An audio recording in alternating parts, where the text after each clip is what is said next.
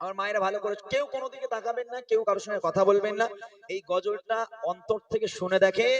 যাদের বাড়িতে মেয়ে সন্তান আছে, বিশেষ করে তারা, যাদের মেয়ে সন্তান আছে তারা বিশেষ করে শুনবেন। একজন সাহাবা আল্লাহ রসুলের কাছে এলো, ইয়া রসুল্লাহ, ইয়া হাবিব আল্লাহ, আপনার সঙ্গে একটা কথা আছে। আই সাহাবা, কি কথা বলো? ইয়া রসুল্লাহ, ইয়া হাবিব আল্লাহ, আমি জীবনে অনেক বড় একটা ভুল করেছি, অনেক বড় একটা পাপ করেছি। আচ্ছা, আল্লাহ কি আমার পাপকে ক্ষমা করবে? আমার নবী বলছেন, আমার আল্লাহ হচ্ছেন দয়ালু, আমার আল্লাহ হচ্ছে দাতা। আরে তুমি কত বড় পাপ করবে, তুমি শুধু একটা বার তওবা করে আল্লাহর কাছে দু ফোঁটা চোখের পানি ফেলে কাঁদো, আমার আল্লাহ ক্ষমা করে দেবে। তখন সেই সাহাবা বলছে, ইয়া রাসূলুল্লাহ, ইয়া হাবিবাল্লাহ, আমি যে পাপটা করেছি এই পাপটা ক্ষমার যোগ্য নয়। কেন বাবা, তুমি কি পাপ করেছো যে ক্ষমার যোগ্য নয়, একটু বলো। সেই লোকটা বলছে, ইয়া রাসূলুল্লাহ, ইয়া হাবিবাল্লাহ, আল্লাহ পাক আল্লাহ তাআলা আমাকে ভালোবেসে একটা ফুলের মতো, পরীর মতো একটা মেয়ে সন্তান দান করেছিল। ইয়া রাসূলুল্লাহ, ইয়া হাবিবাল্লাহ, আমি বাপ হয়ে আমি আমার ওই ফুলের মতো মেয়েটাকে জিন্দা দাফন করেছি, জিন্দা কবর দিয়েছি। ইয়া রাসূলুল্লাহ, আমারই গুনাহ কি কখনো ক্ষমা হবে?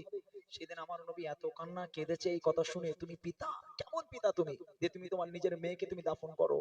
এত কান্না কেঁদেছিল। নবী পাকের দাড়ি মোবারক ভিজে, পুরো সারা শরীরটা আল্লাহ রাসূলের ভিজে গেছিল। আমি গজলের মাধ্যমে আপনাদেরকে গজলটি শোনাই, খুব মনোযোগ দিয়ে শুনবেন, তাহলে বুঝতে পারবেন মেয়েদের সম্মান কোথায় ছিল, আর আল্লাহ পাক আল্লাহ তাআলা আল্লাহ রাসূল এখন মেয়েদের সম্মানকে কোথায় নিয়ে এসেছে। কবি ছন্দের মাধ্যমে একটু শুনুন। আদবের বুকে জাহিলিয়াত যুগে, আদবের বুকে জাহিলিয়াত যুগে, সুখ শান্তি নারীর সম্মান বলে কিছু ছিল না। কি বলবো সেই যুগের ঘটনা, কি বলবো সেই যুগের ঘটনা। আদবের বুকে জাহিলিয়াত যুগে, আদবের বুকে জাহিলিয়াত যুগে, সুখ শান্তি নারীর সম্মান বলে কিছু ছিল না। কি বলবো সেই যুগের ঘটনা, কি বলবো সেই যুগের ঘটনা। এক মানবীয় নবীকে শোনায়, ডুবে আছে নবী আমি গোনায়। এক মানবীয় নবীকে শোনায়, ডুবে আছে নবী আমি গোনায়। কি হবে আমার উপায়, বলেন হে নবী আমায়, কি হবে আমার উপায়, বলেন হে নবী আমায়। ক্ষমা কি পাবো আমি নাকি ভুলের ক্ষমায়? খোদা দিও আমায় কোন শোষণ দুনিয়ায়, খোদা দিও আমায় কোন শোষণ দুনিয়ায়। নিজে হাতে করে দিলাম তারে তোর যন্ত্রণা। কি বলবো সেই যুগের ঘটনা, কি বলবো সেই যুগের ঘটনা। ইয়া রাসূলুল্লাহ, ইয়া হাবিবাল্লাহ, আমি কাজে যাব, কি করে দাফনটা করেছে, জিন্দা কি করে কবর দিয়েছে। এবার সাহাবা নবীর সঙ্গে বলছে, ইয়া রাসূলুল্লাহ, ইয়া হাবিবাল্লাহ, আমি বাণিজ্যে যাব। তখনকার মানুষ গ্রামে এলাকায় কাজ করতো না, বাণিজ্যে যেত, বিদেশে কাজে যেত, যেটা এখনো প্রচলন হয়ে আছে। ইয়া রাসূলুল্লাহ, আমি বিদেশে কাজে যাব। এমত অবস্থায় দেখলাম আমার স্ত্রী প্রেগনেন্ট, আমার স্ত্রী গর্ভবতী। আমি আমার স্ত্রীর কাছে গিয়ে বললাম, হে আমার প্রাণপ্রিয় স্ত্রী, আমি 4 বছরের জন্য বাইরে কাজে যাচ্ছি। আমি যাবার পর যদি আমার পুত্র সন্তান হয় তাহলে খবরটা আমার কাছে পৌঁছে দিও, আর যদি কন্যা সন্তান হয় খবরদার আমাকে খবর পাঠানোর দরকার নেই, আতুর ঘরের মধ্যেই তাকে তুমি গলা টিপে হত্যা করে ফেলো। আর আমি যদি বাড়ি এসে দেখি তুমি বাঁচিয়ে রেখেছো, তাহলে আমি তোমাকে বাঁচিয়ে রাখবো না। এই কথা বলে স্বামী 4 বছরের জন্য বিদেশে কাজে গেল। এখন 1 সপ্তাহ হয়ে যায়, 2 সপ্তাহ হয়ে যায়, একটু বেশ কেটে টোন দাও। 2 সপ্তাহ হয়ে যায়, যেখানে বাঘের বয়স সেখানে সন্ধ্যা হয়। ওই মা একটা সন্তান জন্ম দিল, আল্লাহর কি কল, মেয়ে সন্তান। ফুলের মতো মায়ের হাতের উপরে বাচ্চা, ফুলের মতো চাঁদের মতো যেন একটা ডানা কাটা পরি শুয়ে আছে মায়ের কোলের উপরে। ওই মা চোখ থেকে টপ টপ টপ টপ করে পানি ফেলে, আল্লাহ আমার এই ফুলের মতো মেয়েটাকে কেমন করে গলা টিপে হত্যা করব আল্লাহ। আল্লাহ 10 মাস 10 দিন গর্ভে ধারণ করেছি আল্লাহ, 10 মাস পরে বাচ্চাটা আমার, আমি বাচ্চার মুখ দেখতে পেলাম, এর মুখ আমি কেমন করে আজকে এর গলাটা কেমন করে টিপবো, কেমন করে হত্যা করব। আল্লাহ তুমি আমাকে বলে দাও, যদি আমি আমার বাচ্চাকে না মেরে ফেলি আমার স্বামী তো আমাকে বাঁচিয়ে রাখবে না। তখন মা একটা বুদ্ধি খাটালো। কি বুদ্ধি জানেন? সে মনে মনে করছে, যাক আমার স্বামী তো 4 বছরের জন্য গেছে, 4 বছর আস্তে আস্তে অনেক বাকি, এখন 4 বছরে আমার মেয়ে বড় হয়ে যাবে, বাপ বলতে শিখে যাবে। আচ্ছা বাচ্চারা যখন আব্বা বলে ডাকে ভালো লাগে না শুনতে? খুব ভালো লাগে। তো মা এই বুদ্ধি খাটালো যে মেয়ে যখন আব্বা জান বলে ডাকবে তখন আমার স্বামীর হয়তো মনটা নরম হবে বাপ ডাক শুনে। এই মনে করে ওই মা কারুর সঙ্গে কিচ্ছু না বলে ওই বাচ্চাকে আস্তে আস্তে আস্তে আস্তে আস্তে আস্তে লুকিয়ে লুকিয়ে মানুষ করতে লাগলো, লালন পালন করতে লাগলো। তারপর দেখেন কি হয়, স্বামী চলে গেল কাজে বিদেশে,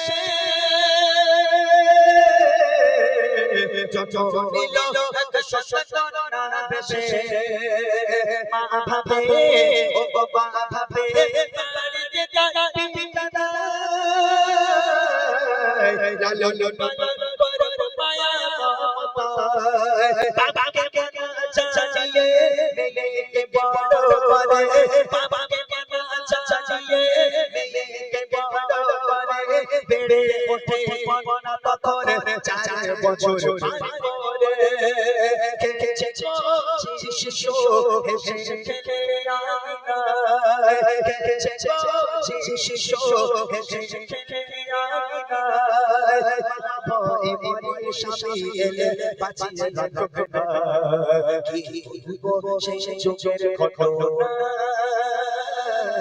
কি বলবো সেই যুগের ঘটনা, আরবের বুকে জাহিলি যুগে শাসন নারী সম্মান বলে কিছুই ছিল না, কি বলবো সেই যুগের ঘটনা,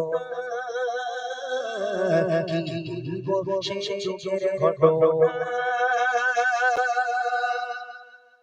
4 বছর কমপ্লিট, মেয়ের বয়স 4 বছর হয়ে গেল, মেয়েটা উঠোনে দৌড়াচ্ছে, খেলছে, হাসছে, খেলছে, এমত অবস্থায় ওই মুহূর্তেই সেই বিদেশের বাপ বাড়ি এসে হাজির।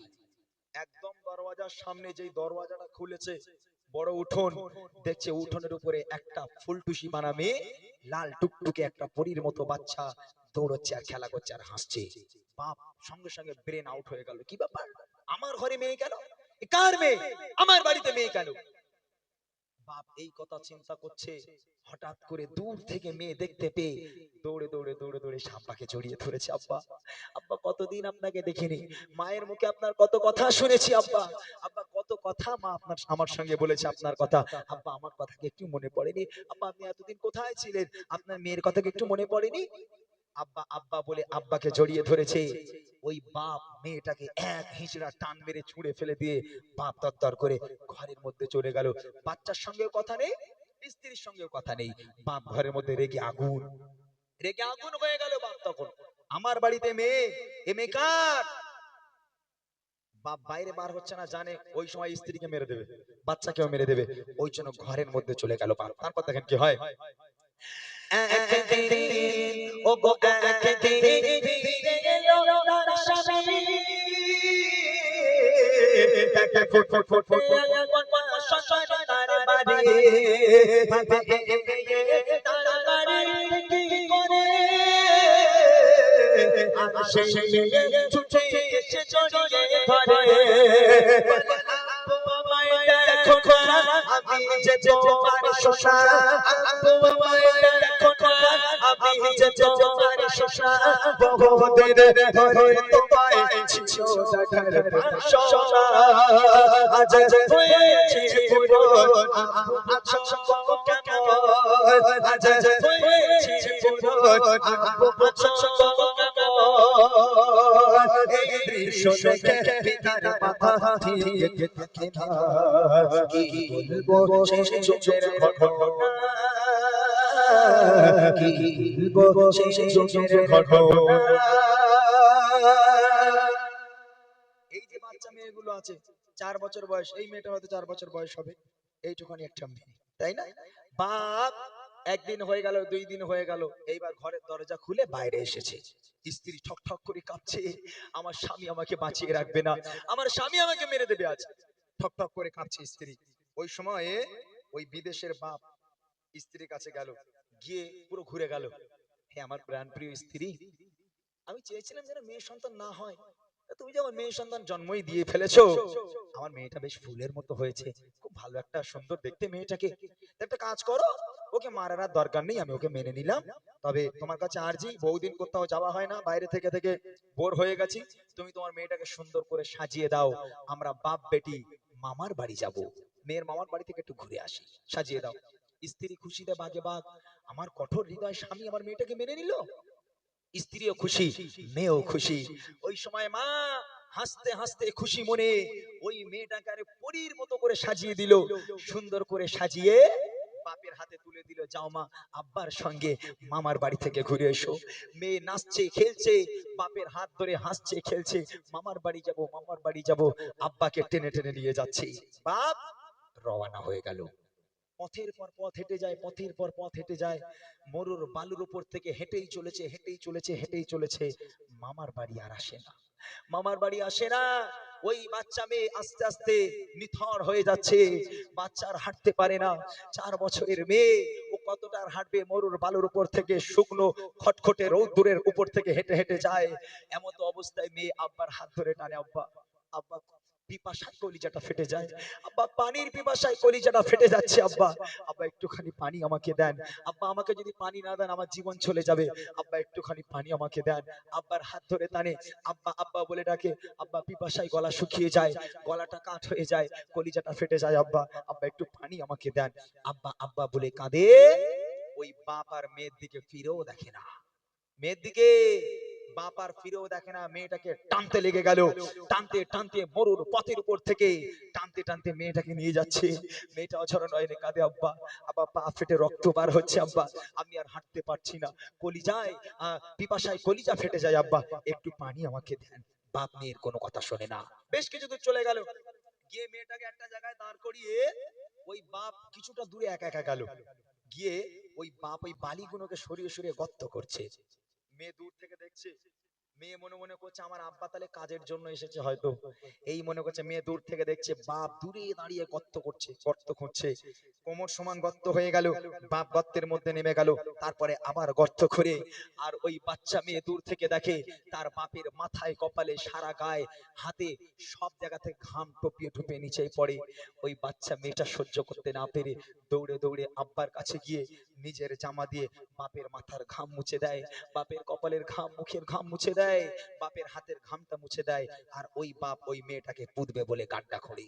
আহা, ওই মেয়ে বাপের কষ্ট সহ্য করতে না পেরে বাপের ঘাম মুছে, আর ওই বাপ ওই মেয়েটাকে কবর দেবে বলে মাটি খোঁড়ে। আহারে, এক মানুষ সমান মাটি খোঁড়া হয়ে গেল, এক মানুষ সমান মাটি খোঁড়ার পর এইবারে বাপ মাটি থেকে গর্ত থেকে উঠলো, উঠে কি হচ্ছে কবি লিখছে শুনুন। রবানা ও গো রবানা হয়ে যায় বাবা মেয়ে,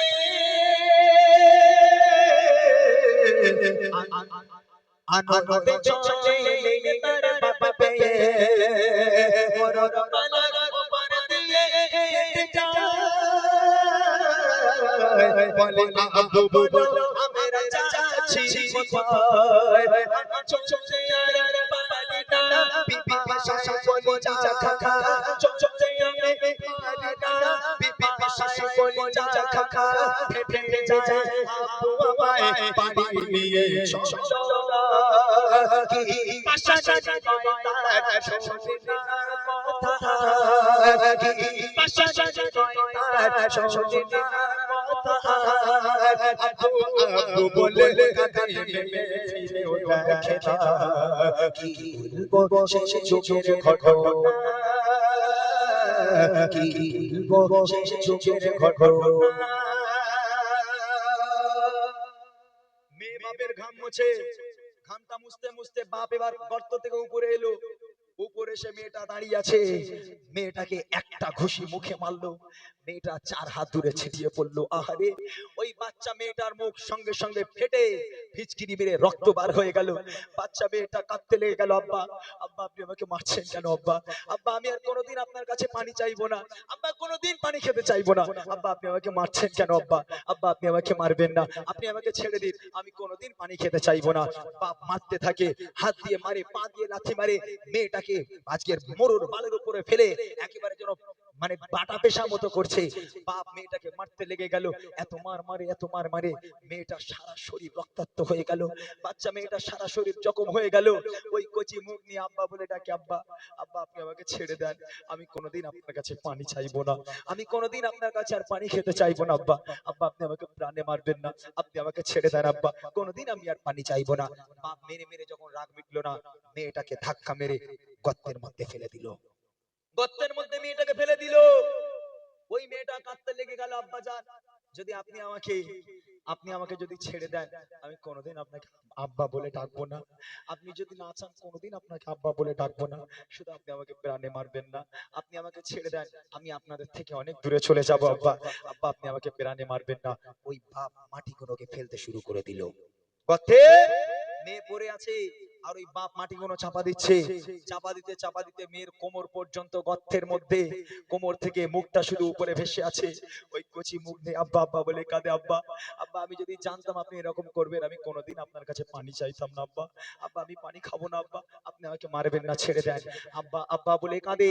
কচি মুখ নিয়ে চিৎকার করতে থাকে, আর্তনাদ করতে থাকে, মা মা বলে কাঁদতে থাকে, আব্বা আব্বা বলে কাঁদতে থাকে। ওই বাপের মনে একটু দয়া হয় না, মাটিগুলো ফেলতে লাগে, ফেলতে লাগে, মাটি চাপা দিতে দিতে মেয়ের গলা পর্যন্ত মাটির তলায়, আর ফুলের মতন চাঁদ মুখটা শুধু মাটির উপরে। ওই ছোট্ট মুখ নিয়ে শেষবারের মতন, আব্বা, আব্বা আপনি আমাকে মারবেন না, আপনি যদি না চান কোনোদিন আপনার বাড়ি যাব না, আপনি যদি না চান কোনোদিন আমার মায়ের সঙ্গে দেখাও করবো না আব্বা, আব্বা আপনি আমাকে ছেড়ে দেন, আপনি আমাকে প্রাণে মারবেন না, আপনি আমাকে ছেড়ে দেন, আপনার থেকে অনেক দূরে চলে যাব আব্বা। ওই বাপ সহ্য করতে না পেরে মেয়ের মুখে আবার মারতে লেগে গেল, মুখটা রক্তাক্ত করে দিয়ে একদম মুখটা, ওই কচি মুখ নিয়ে আব্বা আব্বা বলে ডাকছিল, ওই মুখে মেরে একেবারে মুখ পুরো ব্লাস্ট করে দিল। ওই বাচ্চার মুখটা একেবারে থেতো করে দিল। বাচ্চা মেয়ে অজ্ঞান হয়ে ওখানেই পড়ে আছে। বাচ্চা মেয়ের সারা শরীরটা আজকের মাটির তলায়, শুধু মুখটা উপরে ভেসে আছে। তারপর দেখেন কি হয়, মেয়েকে ও গো মেয়েকে একা ফেলে তার পিতা করেছে মাটি না বলে কোনো কথা। মেয়ে তার ও গো মেয়ে তার পিতার খাল মুছে যায়, আর আপন মনে পিতা মাটি খুঁড়ে যায়। এক মানুষ মাটি খুঁড়ে পিতা মেয়ের হাত ধরে, এক মানুষ মাটি খুঁড়ে পিতা মেয়ের হাত ধরে, টেটে টেটে ওঠে মেয়ে যায় ঘরে পড়ে, কাঁদে কচি শিশু আব্বু আমায় নিয়ে গো, কাঁদে কচি শিশু আব্বু আমায় নিয়ে গো, মাটি চাপা দিতে থাকে মেয়ের কথা শোনে না। কি বলবো সেই যুগের ঘটনা, কি বলবো সেই যুগের ঘটনা। ওই যে মুখটা মাটির উপরে ভেসে আছে, ওই বাপ মেয়ের মুখে এত মার মারে, এত মার মারে, মারতে মারতে মারতে মারতে মারতে মারতে মেয়ে যখন অজ্ঞান হয়ে গেল, সারা মুখ পুরো একেবারে রক্তাক্ত হয়ে গেল। ওই মেয়েটাকে মাটির তলায় পুঁতে দিয়ে উপর থেকে বাপ মাটি চাপা দিয়ে পুরো সমান করে দেয়। সারা জনমের মতো ওই 4 বছরের ফুটফুটে সোনার মতো চাঁদের মতো একটা মেয়ে মাটির তলায় জিন্দা দাফন হয়ে গেল। ইয়া রাসূলুল্লাহ, ইয়া হাবিবাল্লাহ, আমি আমার মেয়েকে এইভাবে দাফন করেছি। আমার নবী পাক সেদিন এত কান্না কেঁদেছিল। আমার নবী পাক ওই দিন দাড়ি মোবারক ভিজে সারা শরীর ভিজে গেছিল, এবং আমার নবী পাক বলে দিয়েছিল, হে আমার উম্মত উম্মতিরা শুনে রেখে দাও, আমি নবী আজ থেকে বলে যাই, যার ঘরে মেয়ে সন্তান জন্ম নেবে, আমি রাসূল বলে যাচ্ছি, তার ঘরে কোনোদিন অভাব হবে না। আল্লাহর রহমত আর বরকত আল্লাহ পাক তার বাড়িতে ভরিয়ে দেবে। যার বাড়িতে মেয়ে সন্তান হবে, খবরদার তোমরা যেন মুখ শিটকাবে না। অনেক মায়েরা আছে, হ্যাঁ, যদি হাসপাতালে বৌমা যদি মেয়ে সন্তান জন্ম দেয়, শাশুড়ি বলবে, এই ছেলে, এই আসবিনি কেন, মা কি হয়েছে, বলে ছেলে চলুন, ছেলে হয়নি মেয়ে হয়েছে, খবরদার আসবিনি, বউর বাপ মা দেখে নেবে। করেন এরকম? তুমি আল্লাহ রসুলের উপরে যাচ্ছ। আল্লাহ রসুল বলছে যার ঘরে মেয়ে সন্তান জন্ম নেবে কোনদিন তার ঘরে অভাব হবে না। আল্লাহ পাক রহমত বরকত আলোয় আলোকিত করে দেবে তার ঘরে, কোনদিন তার ঘরে অভাব হবে না। আর সেই মেয়ে সন্তানকে অবহেলা করো, সেদিন থেকে আল্লাহ রসুল মেয়েদের সম্মান ইজ্জতকে অনেকটাই বাড়িয়ে দিয়েছিল। শেষ কথায় কবি লিখে মাটির তলে দেখো মুক্তি পারি করে কেঁদে কেঁদে বলে আব্বা ছেড়ে শেষ পার ও শেষ পার মাকে দেখে মাটি চাপা দিয়ে দিও খাখা কি শাসনে দয় একটু কি দয়া হয় কি শাসনে দয় একটু কি দয়া হয় এই কথা শুনে প্রিয় নবীর কেঁদে বুক ভেসে যায় বলে নবীরা তোমার কন্যা শশায় বলে নবীরা তোমার কন্যা শশায় ঘরের রহমত শশাবে অবহেলা করো না কি বলবো সেই যুগের ঘটনা কি বলবো সেই যুগের ঘটনা আরবের বুকে জাহিলিয়াত যুগে আরবের বুকে জাহিলিয়াত যুগে শান্তি নারী সম্মান বলে কিছু ছিল না কি বলবো সেই যুগের ঘটনা কি বলবো সেই যুগের ঘটনা কি বলবো সেই যুগের ঘটনা